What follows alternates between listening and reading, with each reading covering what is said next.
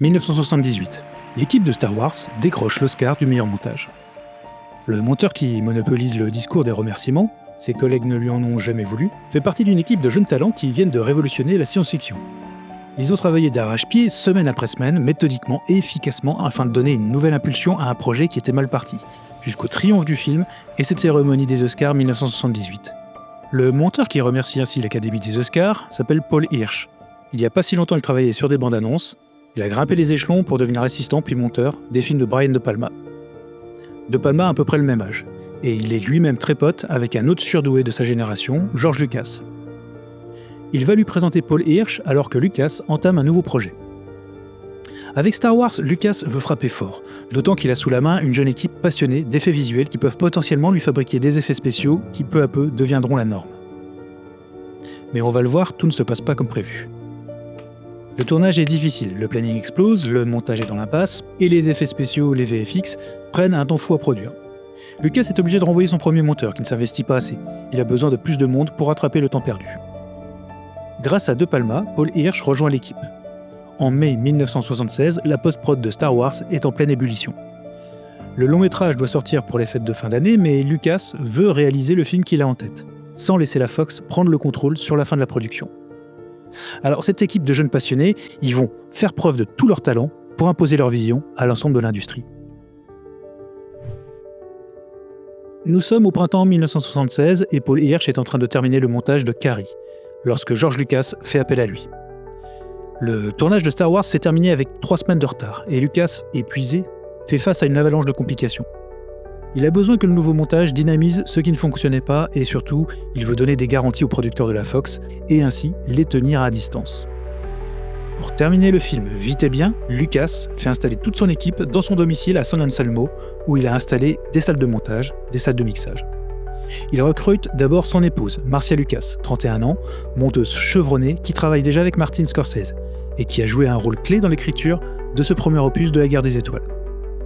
C'est elle qui a suggéré la mort d'Obi-Wan Kenobi, des mains de Dark Vador, et qui a insisté pour que Harrison Ford, tout d'abord engagé pour donner la réplique pendant les auditions, décroche le rôle de Han Solo. Pour maximiser ses chances de sauver le film, Lucas enrôle également Richard Chu, 33 ans, un technicien aguerri qui a signé le montage de Conversations secrètes ou Vol au-dessus d'un nid de coucou.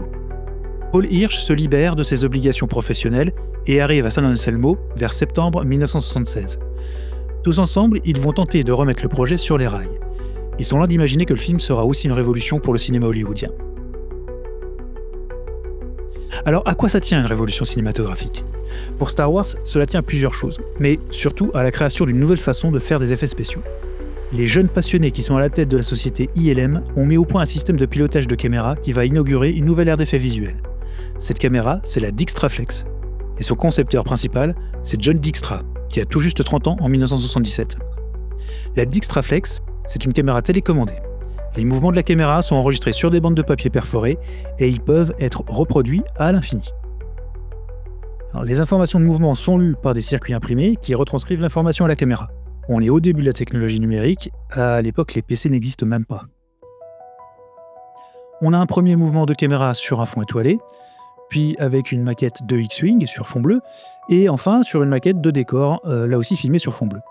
Et tout ça, en faisant une superposition des 3 plans sur la même pellicule, on a au final un plan composite. Alors problème, la création de ces plans composites, ça prend beaucoup de temps. Et ça entraîne énormément de retard. Paul Hirsch se doute bien de la tension qui existe entre ILM et George Lucas quand ce dernier lui fait visiter le hangar où la jeune société a élu domicile. On lui présente John Dykstra, qui a depuis longtemps averti Lucas que le film ne serait pas prêt pour Noël 76. On est fin septembre, la sortie est décalée à mai 1977. Même avec ce timing, l'agenda reste très serré. Pour tenir cette deadline, les gens de l'ILM vont devoir travailler d'arrache-pied dans ce qu'on appellerait aujourd'hui un crunch. Ils vont enchaîner des semaines de 80 à 100 heures, entamant une course épuisante contre le temps. Alors ce temps, il a été perdu au début de la production. La moitié du budget d'ILM a été alors englouti pour concevoir uniquement 4 plans. Il faut dire qu'ils inventent directement les nouvelles techniques au jour le jour. Et ça a complètement explosé les prévisions. Au tout début, la Fox avait prévu de mettre 8 millions de dollars sur le tapis. Le coût du film et de ses nouveaux VFX fera que le budget total atteindra 11 millions de dollars. Ce plan de la tourelle anti-aérienne lors de l'attaque de l'Étoile Noire, par exemple, aurait coûté $1 million. Et à lui seul, il a pris plusieurs semaines à être conçu. La première fois que je l'ai vu étant enfant, et même s'il ne dure que 2 ou 3 secondes, je me suis dit que ce moment de la bataille était un véritable bijou. Il faut partir dans les rushs à la recherche de bijoux. Une fois que vous en avez trouvé un, il faut l'encadrer pour qu'il produise l'effet maximum. Pour rattraper le retard et trouver d'éventuels bijoux, les 3 monteurs travaillent chacun sur des bobines séparément. Leur but est alors de faire le montage primitif, c'est-à-dire que toute l'histoire de l'épisode 4 doit être montée en rythme, avec le nombre de minutes finales, mais sans les images d'effets spéciaux qui sont pour le moment indisponibles. Celle qui a le plus à faire, c'est Marcia Lucas. Elle travaille sur la séquence de la bataille finale, et il faut que cette séquence soit prête pour fin octobre. Alors si elle n'est pas prête, la Fox pourrait très bien sortir le film avec une durée d'1h45. Mais alors l'histoire se terminerait sur la fuite de la princesse et l'approche de l'Étoile Noire de la base des rebelles à Yavin. Au final, il n'y aurait pas de victoire éclatante contre l'Empire. Mais on n'en est pas encore là. L'une des choses les plus pressées, c'est de terminer cette fameuse séquence. Et comment faire sans les plans d'ILM ? La technique utilisée va alors être toute simple. Utiliser des extraits d'autres films, comme des rustines. Les séquences du combat lors de la fuite de la princesse et la séquence de l'assaut rebelle sur l'Étoile Noire vont être montées avec des images temporaires de vieux films de guerre, des plans doublure. Les monteurs sont les seuls à avoir peu à peu une vue globale du projet, avec George Lucas et certains collaborateurs présents sur place. Comme le dit Paul Hirsch, les gars des effets spéciaux ont travaillé sur une partie du film, les acteurs ont travaillé sur une autre partie du film, nous, on travaille sur l'ensemble. Parmi les kilomètres de pellicule que les 3 monteurs doivent gérer, et toutes les séquences à coordonner, Lucas aimerait trouver un moyen de passer d'une séquence à l'autre avec un style reconnaissable. C'est là que Hirsch trouve la solution. Star Wars remixe brillamment les influences du cinéma mondial et des films venus avant lui, films d'aventure, Star Trek, Flash Gordon. Pourquoi ne pas en faire un clin d'œil ? J'ai toujours aimé les transitions entre les scènes qui se font par une ligne ou une forme qui balaye l'écran. Pour moi, elles évoquent l'âge d'or d'Hollywood. L'idée est validée par George Lucas. Ça va donner un côté rétro complètement assumé à son film. Pour la scène de la fuite de l'Étoile Noire, Hirsch s'inspire de l'attaque du requin des Dents de la Mer de Steven Spielberg. Il donne à l'ensemble un rythme nerveux et Ben Burtt, le concepteur sonore du film, intensifie l'action avec des effets sonores de sa fabrication. Les sons des TIE Fighters, ce sont des cris d'éléphants déformés. Leur rendu est unique et leur arrivée donne un sentiment d'urgence et d'oppression. Ces séquences de bataille, même montées avec des images de vieux films, il y a un collaborateur, et non des moindres, qui les attend afin de poser sa musique dessus. C'est John Williams. En 1977, John Williams est déjà un vieux briscard d'Hollywood. C'est Steven Spielberg qui a convaincu George Lucas de faire appel à lui. La capacité de Williams à écrire des compositions uniques et extrêmement vivantes sont un élément supplémentaire qui vont faire du film une convergence de talents au sommet de leurs arts respectifs. Après avoir vu les premières versions, Williams entame l'écriture de sa propre partition, mais elle sera enregistrée avec le London Symphonic Orchestra en mars 1977. En attendant, les monteurs vont continuer le boulot avec une musique déjà existante. Ce n'est pas l'idéal de fonctionner aussi avec une bande-son temporaire, en plus des effets spéciaux, mais c'est comme ça que les choses vont avancer. Le premier montage du film est donc peu à peu évacué. L'année 1977 s'annonce comme étant cruciale pour l'équipe et pour l'avenir du film. Et Lucas veut éliminer toutes les minutes de mauvais films qu'il juge nécessaires. Une mauvaise idée peut gâcher 10 bonnes idées, et une minute de mauvais film peut ruiner 10 minutes de bons films. Pour lui, un film, c'est une construction qui repose sur différents points d'appui. Lucas a une règle. Il faut toujours terminer un film par la meilleure scène. Il faut commencer le film par la deuxième meilleure scène, et il faut une scène clé qui fasse office de point central et qui maintient toutes les scènes entre elles. Pour lui, cette scène clé, c'est celle de la cantina. Il va falloir la retourner car certains aliens qu'on y voit sont dignes d'une série télévisée pour enfants. Elles font trop peluche. George Lucas retournera à la scène en février et n'hésite pas à jouer sur l'aspect humanoïde de certains extraterrestres qu'il décide de montrer. Est-ce que c'est ce côté parfois jouet ou peluche des premières versions des aliens qui va donner des idées à George Lucas ? En tout cas, il a peur de l'échec et de ne pas rentrer dans ses frais. Il va décider de faire de l'argent en vendant des jouets à l'effigie des personnages. Paul Hirsch, dans son autobiographie, écrit que, d'une manière assez ironique, George Lucas a annoncé avant la sortie du premier opus « On va faire un film Disney et le merchandising qui va avec. Quand un de leurs films n'est pas un succès commercial, ils font des millions de dollars avec les produits dérivés. » Lucas inaugure par la même occasion l'ère des blockbusters modernes, une ère où les franchises, les produits dérivés et les sorties estivales deviendront les piliers de l'industrie. Nous sommes quelques semaines avant Noël 76. Paul Hirsch avance sur chaque bobine de film, avec l'interdiction par Lucas de découvrir les prochaines en les visionnant à l'avance. Mais il a l'intuition que le film va être génial, car sous l'aspect d'un space opéra, c'est à la fois un film de KPDP, de chevaliers, de pirates, un film de guerre dans l'espace. Un tel cocktail a rarement été vu jusqu'à présent. La date limite pour achever la bataille finale approche. Paul Hirsch s'occupe alors de la course de Luke dans la tranchée de l'Étoile Noire et Marcia finalise la première partie. Hirsch ne cesse de réfléchir à la tension dramatique du film dans son ensemble. Par exemple, la bataille finale ne peut pas fonctionner si on ne montre pas de quoi est capable l'Étoile de la Mort. Il va demander à Lucas d'ajouter aux scènes à retourner la destruction d'Alderaan. Lucas trouve l'idée excellente. En montrant ce qui peut arriver à une cible de l'Étoile Noire, la réussite de la mission finale n'en est que plus cruciale. Au retour des fêtes de fin d'année, Paul Hirsch reste le seul monteur aux commandes. Richard Chew et Marcia Lucas avaient d'autres engagements professionnels avant de venir en renfort, et ils doivent les honorer.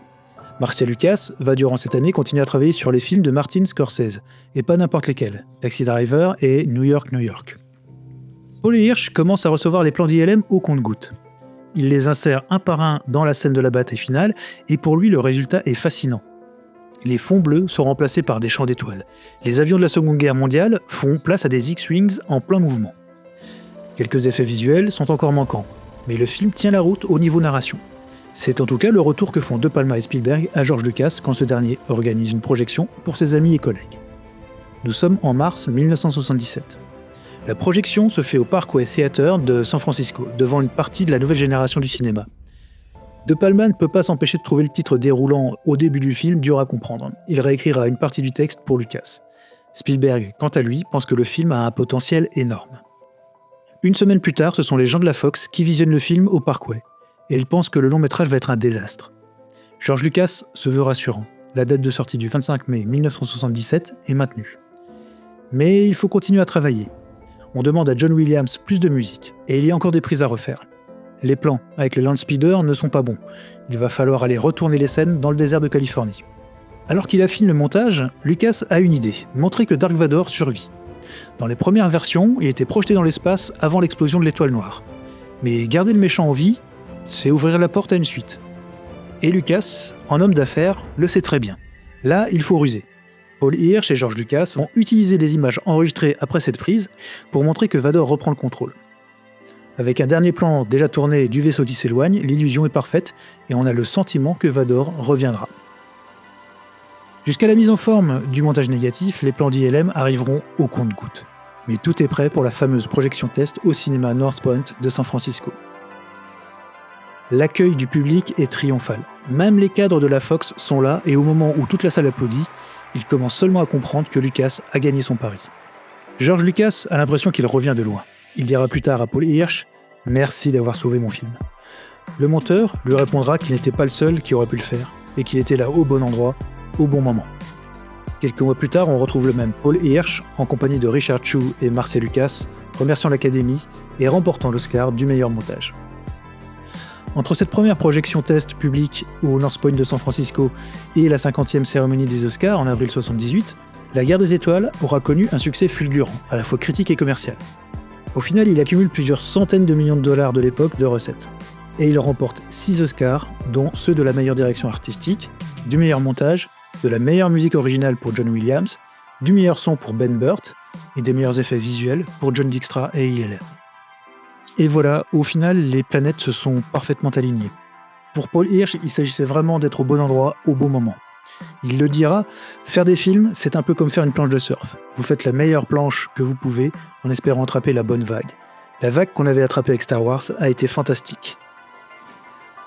Paul Hirsch travaillera encore pour George Lucas sur l'Empire contre-attaque.